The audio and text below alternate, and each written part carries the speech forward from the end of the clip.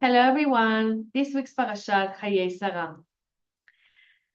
So the parasha opens with a curious phrase, the life of Sarah was 127 years. These were the years of Sarah's life. Well, the word life here appears twice, and the commenters suggest that Sarah's life was full and purposeful, even in hardship. Of course, this idea, it invites us, yes, to think about how we measure the worth of life and to reflect on what it means to live a full life.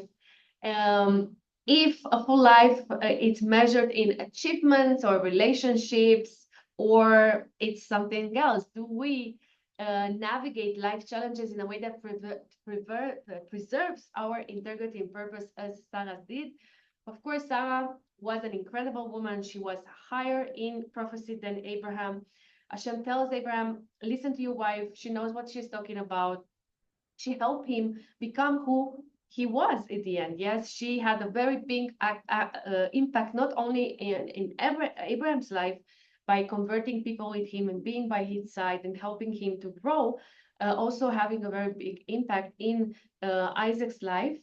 And we see that after her passing, when Abraham is sending his slave, yeah, Eliezer, to find a wife for his son, he is telling him to do it in his family, yes, that have the same values, and maybe find someone like Sarah. And we see at the end that when Rivka comes to the tent, yes, and goes inside the tent of Sarah, the light, the candle that was burning there all the time starts to burn again, and we see that the blessing of bread comes back. So we see that yes, that's it's good. It's sort of like the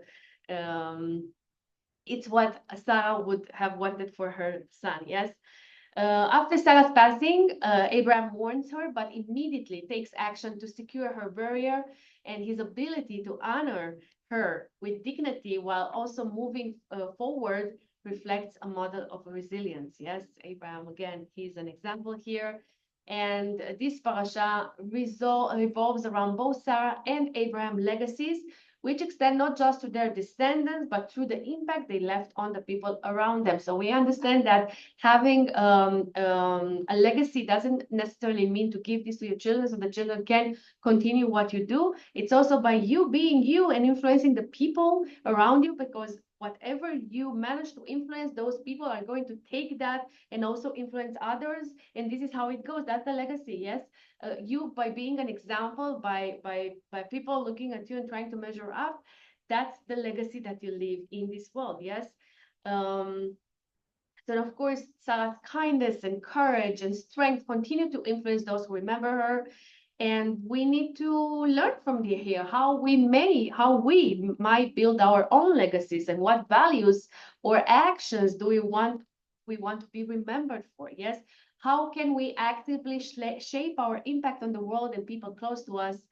And this can lead to meaningful reflections on our daily actions and interactions. Yes, of course, the parasha opens with the account of Sarah's passing and Abraham's effort to purchase a burial site for her.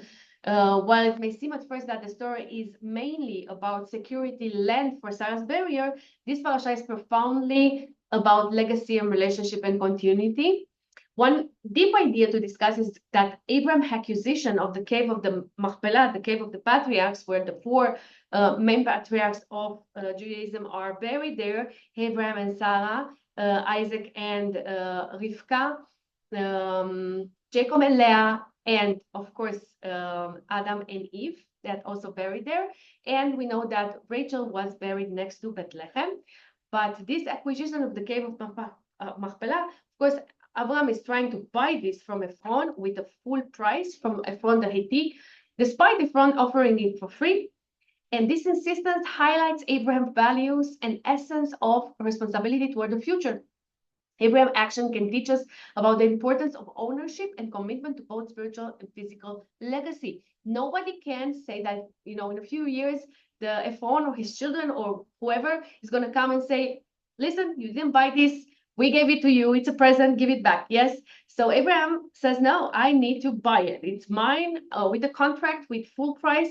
So I know that it's going to be mine forever, yes, and my descendants and everybody who is going to be buried there. So we learn from him how important these things, yes.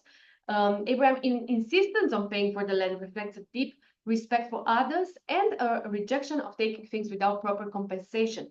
This contrasts with many other ancient tales where land is taken by force. And here, Abraham shows that true ownership and legacy come with accountability and transparency. By securing a burial site, Abraham not only provides a place for Sarah, but establishes a familiar bond, yeah, with the land of Israel. Of course, this is the place where he knows that he is going to be buried too, yes, and his children. And this act emphasizes the importance of establishing the roots and securing a foundation for future generations, knowing that one's legacy will impact those who come after.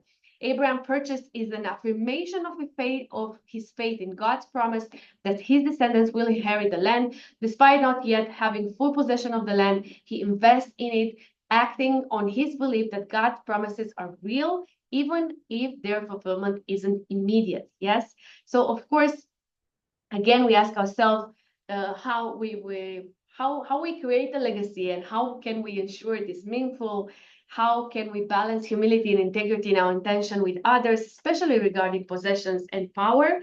How do our actions today lay the groundwork for future generations? These themes of integrity and legacy and faith are timeless and relevant, offering a chance to reflect on how we can live meaningful lives that impact our descendants and the world around us. May we all have the merit to have an impact uh, on the world around us, on the people that surround us, and the future generations. And may we merit to be always an example in the eyes of others. Shabbat Shalom.